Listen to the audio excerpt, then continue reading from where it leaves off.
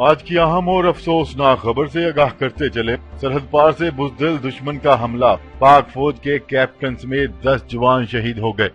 شمالی وزیرستان میں افغانستان سے دہشت گردوں کی فائرنگ میں 6 جوان شہید ہو گئے۔ پاکستان کے شعبہ تعلقات عامہ ISPR کے مطابق شمالی وزیرستان میں افغانستان سے دہشت گردوں نے سرحد کی نگرانی پر مامور پاک فوج کے دستے پر حملہ کیا۔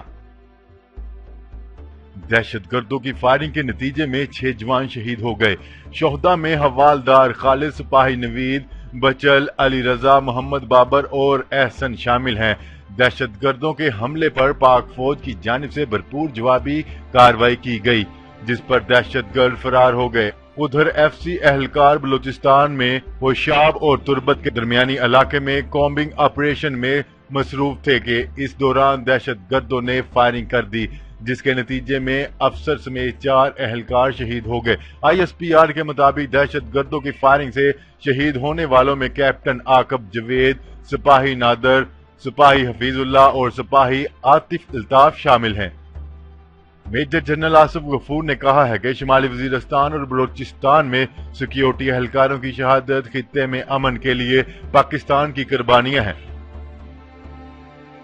سیکیورٹی فورسز کی کوششوں سے قبائلی علاقوں کی صورتحال بہتر ہوئی ہے۔ اب توجہ سرحدی صورتحال بہتر کرنے پر مرکوز ہے۔ انہوں نے مزید بتایا کہ دشمن عناصر بلوچستان کو غیر مستحکم کرنا چاہتے ہیں، لیکن ان کی یہ کوشش انشاءاللہ ناکام ہوگی۔ اور army chief general Qamar Javed Bajwa کا کہنا ہے کہ ہر قیمت پر مادر وطن کا دفاع یقینی بنائیں۔ آرمی چیف کا شہداء کو سلام۔ Army chief general Qamar Javed Bajwa نے کہا ہے کہ شہداء اور ان کے اہل خانہ کو سلام پیش کرتا ہوں، ہر قیمت پر مادر وطن کا دفاع یقینی بنائیں گے۔